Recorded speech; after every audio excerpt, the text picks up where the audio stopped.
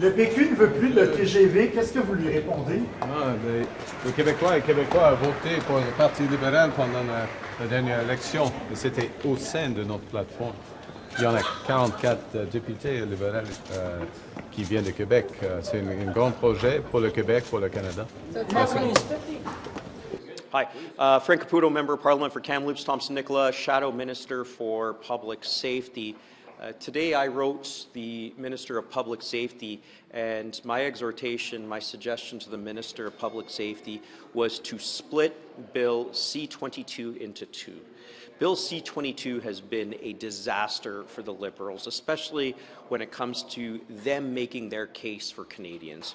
On one hand, we have Part 1, which I believe can be amended to make it more palatable, to make it a strong bill, to give law enforcement some of what it is requesting. Then we have Part 2, and what I would say about Part 2 is that there have been substantial concerns on behalf of Canadians from civil liberties groups, from professors, lawyers, and just ordinary Canadians. To be blunt, the Liberals haven't made the case when it comes to convincing Canadians that Part 2 of C-22 should pass. So as Conservatives, we want to see Part 1 go through committee. We've got a number of amendments. I won't get into the procedural nature of those amendments because some of them are fairly nuanced, but I believe that we can get to the finish line on Part 1. On Part 2, I think the Liberals have to take a step back, perhaps rework the legislation, but in any event, hear from more witnesses, engage in further study. That's what I stated to the Public Safety Minister in my letter this morning. That's what the motion was that I tabled in the House of Commons this morning before the Liberals proceeded to orders of the day, and that is the Conservative position. And with that, I'll take any questions. Thank you. Mr. Caputo, good to see you. Half the gallery is filing on the new social media ban bill, which is coming tomorrow. I do have a C-22 question, which I want to ask you about, but I do need to ask you, should there be a social media ban for under 16? Should chatbots be banned? We're looking for guidance from what the official opposition feels about this. Well, certainly. I mean, I'm hesitant to comment on legislation that I haven't even read yet. What I can say is that as a father of 2 teenage children, this is important. We want to keep kids safe, but until we've had the chance to really look at the legislation, hear from stakeholders and things like that, I would prefer to reserve my comments until after I've heard. But is it possible to ban on social media for under 16? Well, let's see what the legislation says. I haven't even read the legislation yet. I think, again, the Liberals have had a tendency of taking or being given an inch and taking a mile. So is this going to be another C2, another C-22, where they say we've got something that sounds good in the title or on the face of it, but it's actually much more than that? That's, again, why we really need to review the bill. Do you support the principle of a social media ban? Well, I support any principle that will keep children safe, but again, we have to review the bill before I'm going to get into that. If you look just at the title, if you look at an act to amend lawful access, we look at all of those things, it would seem like, okay, yeah, this sounds great, but the devil's sometimes in the details, so let's look at the bill. Frank, on the topic of, and came from Sean Fraser on C-16, on AI deepfakes, I asked him point blank on whether or not he believes that it should be legal in Canada for AI software operating in the country and operating with Canadian consumers and clients. Should it be legal for them in principle to produce any sexually explicit material of any humankind, regardless if it's a deepfake of someone in reality? What's the Conservative position or thoughts on that matter? Do you think, as a Conservative politician, should it be legal in Canada for AI software to create sexually explicit material of any kind?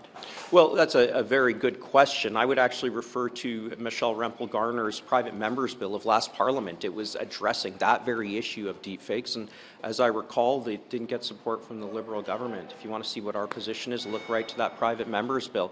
What I can say is that sexually explicit material for people who have been victimized is, in my view, repugnant. And as Conservatives, we want to stand up for victims. For far too long, we've seen the Liberal government not stand up for victims. It's not unique to deepfakes. It's not unique to deepfakes. It's specifically on just any sexually explicit material. As you know, while social media is being debated on age access, AI seems to have a much more open population. ChatGPT is ever more popular than ever among people in school age, 14, 15, youth, minors. So do you think there has to be more scrutiny in that area of just any sexually explicit material being produced and accessed and manipulated by AI in Canada? Well, I'll go back to my previous answer. I mean, as Conservatives, we are all for protecting children, and I will always stand by policies that will protect children. Again, I didn't hear what the minister had to say on this, so I'm flying a little bit in the dark here. But what I can say is that we are committed to protecting children. In fact, one of the things I've been most critical about when it comes to the Liberal government is their lack of protections to children when it comes to the criminal element. As somebody who prosecuted internet offences against kids, I have been just completely disappointed since I arrived here in 2021 at the lack of protection for children. So C-22, you've spoken about lying awake at night, having cases fall apart. Just wondering, it's always hard in these moments to get a full personal reflection on what's at stake here. But could you give us a window on that, if you could? Certainly.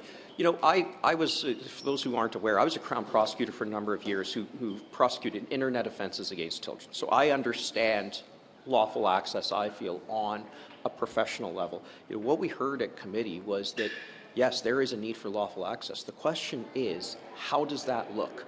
We believe as Conservatives that you can have a lawful access regime that gives police the powers that they need that also can respect privacy rights and charter rights. That's our expectation as Conservatives. The Liberals have fallen short. They have not convinced Canadians that Bill C-22 is the mechanism to do that, and that's a problem. That's their problem to deal with.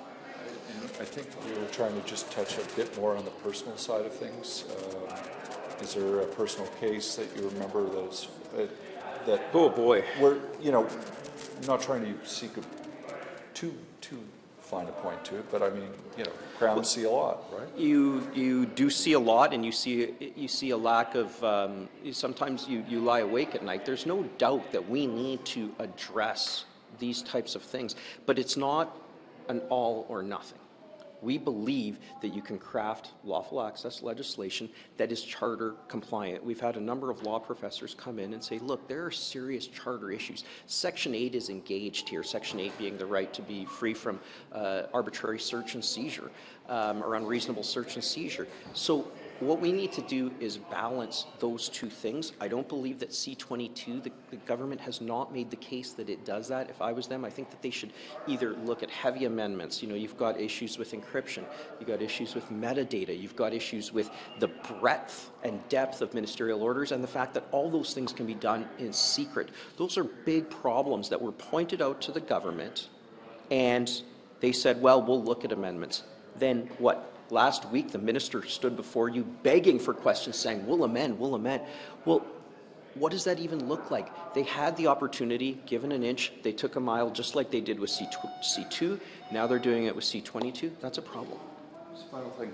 Social media ban, is that for parents to worry about? Some of your colleagues are perhaps a little more libertarian, and it should just be parents are making choices for their children, or does government have a role? Well, I think government always has a role when it comes to protecting kids. Until I see the legislation, though, I won't be able to comment on that. Thank you. Merci beaucoup. Mais la réforme d'approbation, là, est-ce que vous comprenez aussi que c'est mort pour la fin de la session, là, parce que étant donné qu'ils sont encore en consultation jusqu'à l'été? Bien, clairement, on avait peur qu'on revive ce qu'on a vécu l'année passée, où les libéraux se sont associés avec les conservateurs, ont mis un bâillon, puis ont adopté le projet de loi C5, qui était les plus gros reculs en environnement. Ce qui est proposé comme réforme est tout aussi, voire encore plus inquiétant. On craignait qu'il y ait un projet de loi qui arrive là. De toute évidence, le gouvernement, c'est la première fois qu'il recule à peu près en environnement face à une montée de boucliers, littéralement. Qu'ils prennent le temps de mieux faire les choses, on est tout à fait d'accord. On craint évidemment par l'ampleur de la réforme proposée, qui ne ferait pas d'évaluation d'impact pour des pipelines, pourrait commencer à construire avant même que ce soit évalué, des endroits où ce serait approbation immédiate, qu'on n'a jamais vu, là. C'est jamais vu. Les espèces en péril qui sont également mis littéralement à la poubelle, aucune considération. Fait que cette réforme-là ne fait aucun sens. Il faut, oui, améliorer les évaluations environnementales. Il y a du travail mais ça ne doit pas se faire à l'encontre de la qualité des évaluations, à l'encontre de la qualité des consultations aussi. Et les gens doivent avoir leur mot à dire, d'approuver des projets avant même qu'on ait les données, qu'ils soient évalués. C'est un non-sens. Là, le gouvernement recule, mais clairement, il va revenir parce que c'est son intention d'avancer rapidement dans les projets de pipeline, entre autres avec C'est à l'Alberta. cause de votre pression? C'est à cause des groupes environnementaux? Pression. Vous pensez, est-ce que vous prenez le crédit pour l'augmentation de la période, l'élargissement de la période de consultation? Bien, c'est une levée de bouclier qui se fait à plusieurs égards, là. Oui, évidemment, comme parti d'opposition, on trouve ça ridiculement... En fait, oui, comme parti d'opposition, on fait notre travail, on a mis de la pression, mais il y a les Autochtones, il y a les populations sur le terrain, il y a les scientifiques. Les gens sont... C'est des reculs presque jamais vus, là, de dire que les espèces menacées sont plus importantes, que les évaluations, ils seraient faits par la Régie de l'énergie du Canada, qui est pro-pipeline, qui n'a jamais refusé un projet, que les évaluations environnementales ne se feraient même plus. C'est un non-sens. C'est la meilleure recette pour un désastre, pour s'assurer qu'il y a de l'opposition, que les projets n'aillent pas de l'avant. Évidemment, ça n'a pas de sens de développer davantage d'hydrocarbures comme il fait et de tasser les lois actuellement. Ça, on va toujours s'opposer à cette vision économique qui va à l'encontre d'où on doit aller et où vont plusieurs pays. Mais ce gouvernement-là est convaincu. Il est main dans la main avec l'Alberta, avec les pétrolières. Cette réforme-là vise à affaiblir encore une fois les réglementations et à approuver plus rapidement des projets qui ne font pas de sens de nos jours, là. Sur les pesticides, rapidement, avez-vous vu, ça a été voté hier comme vous le craigniez, en clause par clause. J'ai pas eu le temps d'aller voir jusqu'à minuit hier, là, ce qui s'est dit. Je sais pas si vous êtes à... Peut-être votre collègue, oui, c'est ça, sur le comité des finances, mais qu'est-ce que vous en savez sur ce qui s'est voté hier? Aux dernières nouvelles, c'est encore en discussion aujourd'hui dans le comité. Il faut comprendre que l'idée de proposer des reculs qu'on n'a jamais vus par rapport aux pesticides qui menacent la santé et l'environnement, évidemment, ça ne devrait pas se retrouver dans un projet de loi omnibus comme ça, budgétaire. Ça devrait être quelque chose qui est étudié par le comité, que ce soit environnement, que ce soit santé, correctement. Actuellement, il n'y a pas de témoins. On voit les chercheurs qui sortent. On voit que le Canada est déjà en retard par rapport à ce qui se fait en Europe, entre autres. Il y a près de 120 pesticides qui sont autorisés au Canada et qui sont interdits actuellement en Europe. Et là, ce qu'ils veulent faire, c'est même de faire en sorte que des pesticides qui sont bannis ici, qui ne sont pas autorisés, qu'ils le soient à nouveau sur une base d'économie pas définie du tout. Fait que, encore une fois, on voit l'influence des lobbies qui sont littéralement dans les bureaux des ministres, de la ministre de la Santé actuellement. Et c'est le même phénomène avec les pétrolières, avec les gazières. Ce gouvernement est à l'écoute de lobbies, fait des reculs importants qui menacent la santé, la sécurité des gens, l'environnement. Et ça, c'est inacceptable. Ils le font, encore une fois, à vitesse grand V, sans qu'il y ait de débat, sans qu'on ait la chance d'avoir, justement, les parlementaires qui se penchent sur un projet de loi qui est quand même très important. Et c'est les pires reculs qu'on n'a pas vus par rapport aux pesticides de l'histoire moderne du Canada. Là. Ça ne peut pas être fait à la va-vite comme ça. Aux dernières nouvelles, ce n'est pas encore adopté. Ils pourraient tout simplement retirer cette partie-là de leur projet de loi et faire en sorte qu'on en débatte correctement au lieu de, encore une fois, peser sur le gaz pour plaire au lobby. Là, on le voit, on le sait. Les groupes environnementaux, les scientifiques n'ont même pas rencontré la ministre. Son cabinet a rencontré 5 fois CropLife, qui est le gros lobby des pesticides, et sont en train de tenir littéralement le crayon pour modifier les règles au Canada pour se permettre de vendre encore plus de pesticides aux dépens de la santé de la population, des agriculteurs et de l'environnement, évidemment. Avez-vous parlé à Stephen Guilbeault depuis qu'il a annoncé son départ? Je lui ai parlé rapidement, évidemment, il était en chambre, on s'est croisés, on n'a pas eu le temps de faire le tour de la question, mais on aura sûrement l'occasion bientôt. La position de votre parti sur le TGV, ça vous a pas déçu un peu? Je veux dire, c'est un projet pour baisser les émissions interurbaines là, du Canada? Non, aucunement. Notre position, elle a toujours été la même, elle est claire. On est pour le transport collectif et le gouvernement tente de nous faire... de nous dépeindre comme étant contre, alors que ce sont eux qui ont coupé 5 milliards dans le fonds du transport collectif. Mais êtes-vous pour le TGV? On est pour le TGV, pas de la manière que ça se fait actuellement, parce que les gens perdent leurs droits en cas d'expropriation. Il n'y a pas de consultation, il n'y a clairement pas d'acceptabilité sociale actuellement, et on n'a pas de chiffres. On n'a pas de chiffres, ça va être quoi l'achalandage, ça va coûter combien, ça permet de réduire combien en termes de gaz à effet de serre, de sortir du monde des voitures, et ça va coûter combien, 100 milliards de dollars. Est-ce que c'est le meilleur endroit où mettre 100 milliards de dollars? Je pense qu'il faut se poser la question. Il est encore temps de faire les choses correctement. Le gouvernement travaille tout croche. Vous dites que vous êtes pour un TGV, on s'entend, le TGV doit passer à quelque part? Bien, on est pour le principe. Ben, mais après ça, est-ce que ça se fait Nécessairement, correctement il y a du monde et est-ce que pas c'est content. le meilleur projet? Bien, oui, évidemment, mais ça se travaille, l'acceptabilité Le sociale. PQ dit que ça va se faire sans le Québec, là. Bien, ils viendront essayer d'imposer un projet au Québec, qu'il soit TGV ou autre. Aux dernières nouvelles, le Québec, on est capable de se tenir debout et de décider. Puis c'est pas au gouvernement fédéral à venir imposer un mauvais projet si c'est un mauvais projet. Puis s'il y en a des meilleurs, bien, on va être content. Mais actuellement, c'est fait tout croche. C'est une recette pour un désastre. Nous, on a 4 conditions. Elles sont claires. Ça prend l'acceptabilité sociale, ça prend des consultations, ça prend des chiffres. Puis, il faut s'assurer qu'évidemment, ce projet-là, bien, ce soit le meilleur des projets. Pour l'instant, on a plus de questions que de réponses. Donc, c'est notre rôle là, de défendre puis s'assurer que s'il y a 100 milliards de dollars qui soient mis, il faut qu'ils soient mis à la meilleure place, alors qu'on vit une crise des transports collectifs qui ne sont même pas capables d'entretenir, de réparer le système actuel.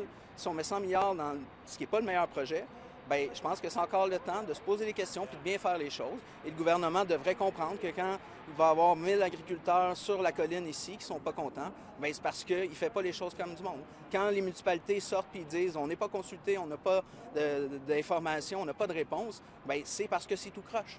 Fait que là, le gouvernement est en train, malheureusement, de faire une mauvaise réputation au transport collectif, d'un projet qui pourrait peut-être être bon, mais on ne va pas donner un chèque en blanc au gouvernement parce que de toute évidence, il n'est pas capable de mener ce projet-là correctement. Ça se fait aux dépens des gens qui sont menacés d'expropriation littéralement. Là. C'est une catastrophe et oui, on est pour le transport collectif, mais pas à n'importe quel prix, pas de n'importe quelle manière. Merci beaucoup. Un nouvel appui, en tout cas, dans votre opposition au TGV. Le PQ maintenant aussi qui s'y oppose.